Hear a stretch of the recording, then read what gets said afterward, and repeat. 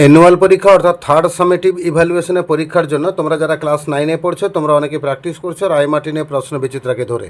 তো এই প্রশ্ন বিচিত্রা থেকে আমরা ইংরেজির একটা মডেল পেজ আলোচনা করব থার্ড সামেটিভ ইভ্যালুয়েশনের জন্য। আজকে আমরা আলোচনা করব মডেল কোশ্চেন পেপার 9 জলপাইগুড়ি জেলা স্কুল, এটা রয়েছে পেজ নাম্বার 138। এর আগে মডেল কোশ্চেন পেপার 1 থেকে 8 মানে 8খানা মডেলের ভিডিও আমার চ্যানেলে আপলোড করা আছে। যারা এখনও পাওনি চ্যানেলে ভিজিট করো, মানে চ্যানেলটাকে ওপেন করো, প্লেলিস্টকে ক্লিক করো, ক্লাস 9-এর ভিডিও বার করো, সেগুলো পেয়ে যাবে। আজকে আমরা মডেল কোশ্চেন পেপার 9 জলপাইগুড়ি জেলা স্কুল আলোচনা করব। একের দাগে প্রথম সিন প্যাসেজ দিয়েছে। সিনের প্যাসেজটা আর পড়ছি না, তোমাদের সকলের তো জানা আছে, তাই সরাসরি প্রশ্নোত্তর বলছি, মন দিয়ে শোনো। প্রথমে এমসিকিউ দেওয়া আছে একের দাগে, Robinson Crusoe reach the island that was desolate. Robinson Crusoe যে দ্বীপে পৌঁছেছিল সেটা ছিল বিচ্ছিন্ন একটা দ্বীপ, ডেসোলেট। দুই দাগে when Crusoe reached the island the weather was foul. যখন ক্রুসো ওই আইল্যান্ডে পৌঁছেছিল আবহাওয়াটা খুব জঘন্য খারাপ ছিল। তিনি দাগে Crusoe was afraid of wild animals. Crusoe ভয় পাচ্ছিল বন্য পশুগুলোকে। The island was unproductive. এই দ্বীপটা ছিল অনুর্বর। Crusoe put up his tent on the flat of the green in front of the rocky wall. সে পাথুরের দেওয়ালের সামনে যে সমতল অংশটা, সবুজ অংশটা ছিল, সেখানে সে তার তাঁবুটা দিয়েছিল। তবে কমপ্লিট দ্য সেন্টেন্সেস। একের দাগে Crusoe reached an unknown island because. Crusoe এই অজানা দ্বীপে পৌঁছেছিল কেন, কারণ কি? কারণ হচ্ছে his ship was wrecked during a violent storm. কারণ তার জাহাজটা ভেঙে গেছিল একটা ভয়ঙ্কর ঝড়ের সময়। দুই দাগে Crusoe slept in a tree to remain safe from the wild beast. Crusoe গাছের উপর উঠে ঘুমিয়েছিল কেন না, বন্য পশুদের কাছ থেকে নিরাপদে থাকবে বলে। তিনের দাগে Crusoe was convinced to spend the rest of his life in this island as he found no way to get out of it. Crusoe মোটামুটি এটুকু বিশ্বাস করে নিয়েছিল যে জীবনের বাকিটা সময় তাকে এই দ্বীপে কাটাতে হবে, কারণ এখান থেকে বেরিয়ে আসার কোনো উপায় তার কাছে ছিল না। আর দুটো প্রশ্ন আছে একে থেকে, what was the condition of Crusoe when he reached the island. যখন দ্বীপে পৌঁছেছিল তখন ক্রুসোর অবস্থা কেমন ছিল? এই যে ব্র্যাকেট দেওয়া অংশটা আছে এটাই লিখবে, তবে লেখার সময় আইগুলোকে পাল্টে হি করে নেবে। তাহলে উত্তর আমি ডাকাচ্ছি, মন দিয়ে শোনো, পারলে খাতায় নোট ডাউন করে নাও। তাহলে উত্তর হবে he was almost dead and the rest of his ship's company was drowned. He had neither food house nor clothes. তাহলে এই অংশটা হলো একের দাগের উত্তর। তবে এই আইগুলোকে পাল্টে হি করবে আর মাইটাকে পাল্টে হিজ, HIS, হিজ করবে। দিলে আমাদের এই প্রথম প্রশ্নটা একের দাগে উত্তর হয়ে যাবে। আর দুইয়ের দাগে, what provisions did Crusoe collect from the wrecked ship. সে জাহাজের ভাঙা অংশ থেকে কোন কোন জিনিস ক্রুসো সংগ্রহ করেছিল? তার উত্তরে এই ব্র্যাকেট অংশটা লিখবে, এখানেও সে একই আইগুলোকে পাল্টে হি করবে। আমি উত্তরটা বলছি, মন দিয়ে শোনো। He was able to collect some wood, cable, string, a knife, nails and a gun. He also collected a hammock and some canvas with which he made a tent. He got some ink and paper. He also found some money. তাহলে পুরো এটা তুলবে, তবে এই আইগুলোকে পাল্টে হি করে নেবে। দিলে দুইয়ের দাগের উত্তর হয়ে যাবে। দুইয়ের দাগে পোয়েম দেওয়া আছে, head down tongues flickering on the trail. এটা আমাদের লাস্ট লেসন নাম্বার 12 থেকে নেওয়া হয়েছে পোয়েমটা আর পড়ছি না, সকালে তো মানে জানা আছে, সরাসরি প্রশ্ন উত্তর বলছি, মন দিয়ে শোনো। প্রথমে এমসিকিউ দেওয়া আছে একের দাগে, the poet of the poem hunting snake is Judith Wright. কবির নাম হচ্ছে জুডিথ রাইট। দুইয়ের দাগে, and we lost breath to see him pass. এখানে উই লস্ট মিনস এর কথা অর্থ কি না, আওয়ার ব্রেথ ওয়াজ অ্যারেস্টেড, আমাদের নিঃশ্বাস দম বন্ধ হয়ে গেছিলো বা নিঃশ্বাস প্রশ্বাস ভালো করে নিতে পারছিলাম না।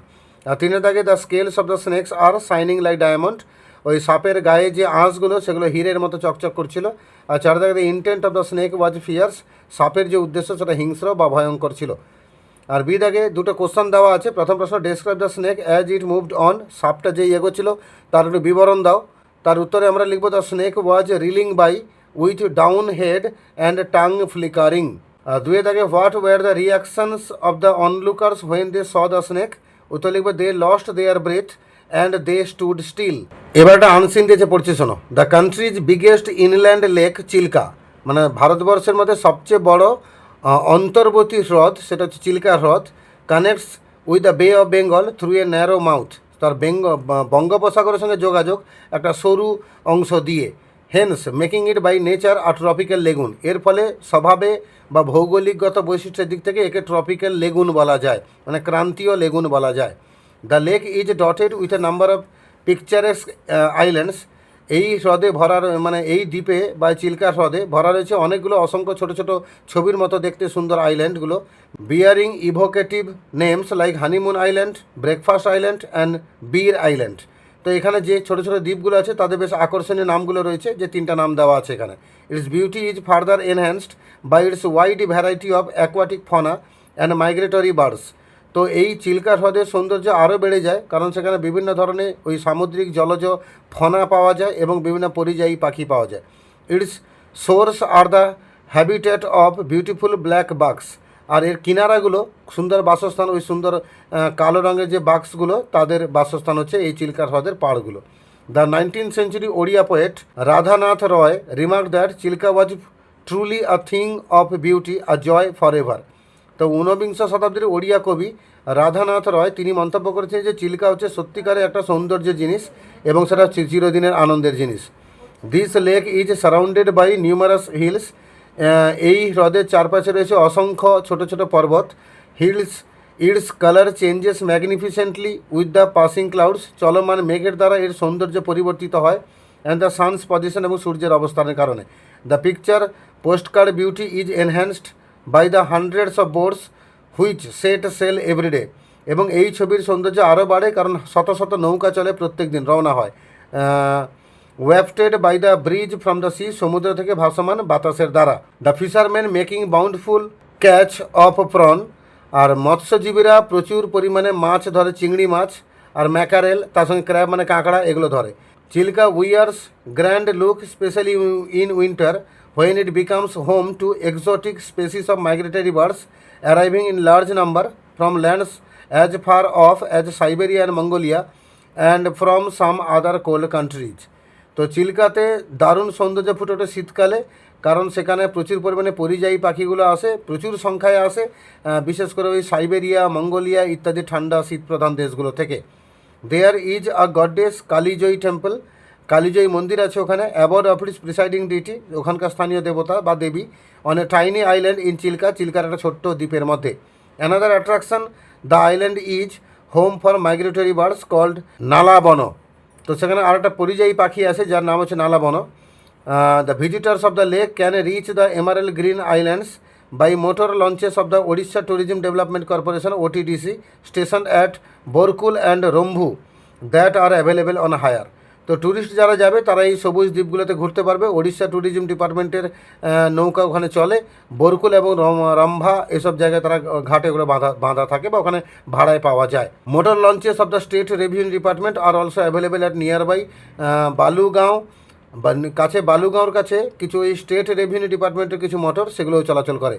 Besides country boat can be hired for private operation at all these points. এই সমস্ত জায়গায় ব্যক্তিগত কাজের জন্য তুমি কান্ট্রি বোট মানে গ্রামের বা দেশের কিছু বোট সেগুলোও ভাড়া করতে পারো। এই ছিল অনসিন। এমসিকিউগুলো দেখো।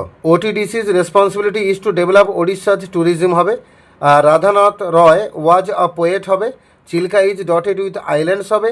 OTDC operates from two places, দুটো জায়গা থেকে অপারেট করে। The best time to visit Chilika is winter. The author refers to countless islands in particular, অসংখ্য আইল্যান্ড ওখানে রয়েছে। এবার আমরা ট্রু ফলসে যাবো। টিএফ লিখতে হবে, সঙ্গে সাপোর্টিং স্টেটমেন্ট দিতে হবে। The service of country boats is not available in Chilika, false হবে। Besides country boat can be hired for private operation, এটা সাপোর্টিং দিয়ে দেবে।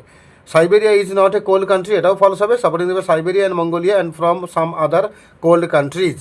Only OTDC provide the service of motor launches, এটাও ফলস হবে। Motor launches of the state revenue department are also available at nearby Balugaon. চারখানা question হচ্ছে। প্রথম প্রশ্ন, why does Chilka wear a grand look in winter?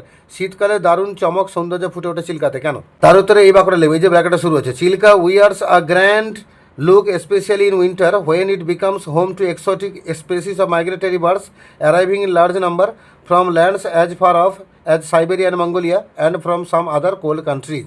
তাহলে চিল্কা উইয়ার্স থেকে countries অবধি, এটা একের দাগের উত্তর। দুইয়ের দাগের হচ্ছে, what means of transport are available for visitors to go to the emerald green islands? তার উত্তরে এখান থেকে শুরু করবে। Visitors of the lake can reach the emerald green islands by motor launches of the Odisha tourism department development corporation OTDC station at Barkul and Rambha that are available on higher.